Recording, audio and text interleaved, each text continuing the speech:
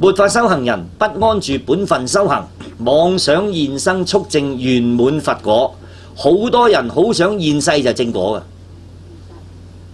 有好多人我識好多㗎，醫生、博士、科學家、有錢人，佢哋都有福利嘅，但係佢哋因為學咗一啲秘密法門，覺得我好快，我已經係登地，我已經呢好快修行我哋師尊嘅法或者上師嘅法，好快就可以證呢一個無上瑜伽啊，證呢個大手印，證呢個呢化彩虹成等正覺，即身可以做到。佢哋都確信，有一啲插個頭啊，大家有冇聽過啊？破蛙嗰啲咁樣嚇，咁啊，我見到好多人破插咗之後，你覺得點啊，師兄？插好殊勝啊！我知插殊勝，插咗之後點樣殊勝呢？殊勝咯！插咗之後最緊要點啊嘛，係咪先啦？譬如舉個例，我呢本書我唔明嘅，我呢本經唔明嘅，你插咗之後你講到俾我聽，我就覺得好犀利喎！你係真係唔同咗啦嘛，係咪先啦？咁我又係咁上下，咁你插同唔插有分別呢？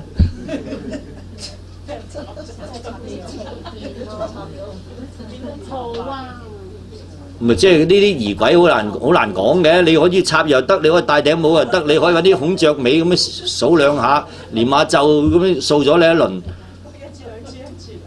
又得。我會覺得佛陀有冇咁樣教弟子呢？即係佛陀會唔會喺奇樹林吸孤讀完，大家一齊插晒咁樣？唔會啩？冇啊！靈鷲山有冇呢啲嘢啊？呢啲係世間嘅風俗嚟嘅喎，即係話某一個地方有咁嘅習俗，大家插戴個面具喺度跳舞咁樣，咁你可以將佢撈埋入佛教度，但係唔係佛教噶嘛？呢啲我哋大家都知啦，即係南腔北調，我唔敢唱得唔得㗎？其實都得㗎喎，其實，所以我哋會覺得一樣嘢就係話，世間嘅人唔明。以為做咗一個法會，以為做個俾人摸咗加持咗，我都話真係求加持嘅，真係求灌頂嘅，你梗係求佛啦，你梗係求普賢菩薩、地藏王菩薩啦，啱唔啱啊？你求世間人做乜嘢呢？係咪？好似我哋去到講經，個個話師父叫我做師父唔緊要啦，係乜都好啦，你摸下佢啊，你摸下我啊。我摸你做咩？點解要摸你咧？你摸下啦，我個孫啊，你同佢加持下，加持？你求觀音菩薩加持，你求我加持做乜咧？係咪世間有好多咁嘅人啊？咁啊點解咧？我有幾次都試過啦，去到法師度啊，法師你好，又摸攞我頭，哎呀多謝師父，唯有咁講啦，因為原來國內好中意嘅。唉，覺得你翳你摸佢頭，即係我會覺得就係、即係個感覺係好怪。點解信佛信到咁咧？學佛學到咁，老師都唔講嘅，老師仲拍埋佢一份，咁啊大件事啦。啱唔啱啊？你點會求個人去拍你個頭嘅咧？啱唔啱？你都求個觀音菩薩，求下地藏菩薩，求下阿彌陀佛啊，為我哋灌頂。灌頂含義咩？受記證明我真噶。如來你證明啊！如來你話你我求你證明啊！啊，我對你係真嘅啊！你咁求人，如來會證明喎，因為你係真，佢就會求你證，佢會證明你嘅，因為佢安你心啊嘛。得啦，乖啦，知道啦，成就啦，將來咁你咪努力咯，係咪啊？即係爸爸媽媽啫嘛，阿爸阿媽嗱，我真係俾心機㗎，我真係俾心機讀書。你話啦，你知道啦，你知道啦。你做阿爸，你會點講啊？係啦，知道啦，知道啦，乖啦，乖啦，得啦，明啦。佢鼓勵你㗎嘛，係咪先啦？咁你要真係真㗎喎，你唔好假㗎喎，你假嘅唔得啦，係咪？所以我哋會覺得一樣嘢咧，世人因為太過依賴，佢修行咧，佢係依賴，佢依賴晒個老師嘅。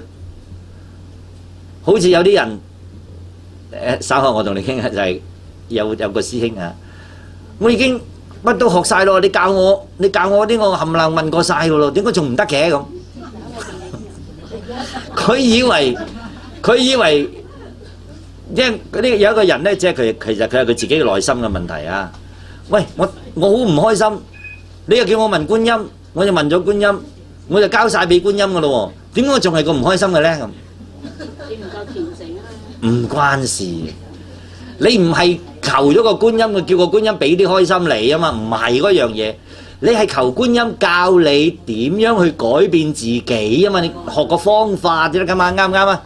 你自己都唔用力，你都唔去諗個方法，唔依個方法去做，諗住我講咗俾你聽啦，你就變個發達啦咁。你可以話阿觀音，我好想發達嘅，咁我同你哋講好多次㗎啦，點解我中個窮咧咁？你聽落係咪個方法係錯咗？我好窮，我想求方法，觀音菩薩你教我點樣可以致富？教咗你要做嘅得㗎嘛？我唔知喎，你教我咁，我唔識做嘅喎。我講咗俾你聽，你教埋我啦嘛，你變埋我發達啦嘛。有好多世間嘅人係依賴㗎嘛，所以個學法一樣嘅。所以見到個法師，你摸下佢啦，摸下佢諗住佢變咗菩薩，摸下佢就會好㗎啦。呢啲完全係離開。好多人欲求速證無上果位，佢都係靠加持，啱唔啱啊？佢唔係靠自己修行。所有外道或者天魔就引你貪，引你依靠佢，依賴佢。但係學佛係依賴邊個啊？啱啦，你靠自己嘅啫。佛陀係指引、接受我哋、教導我哋同埋提醒我哋。但係實踐要靠邊個？一定係自己嘅。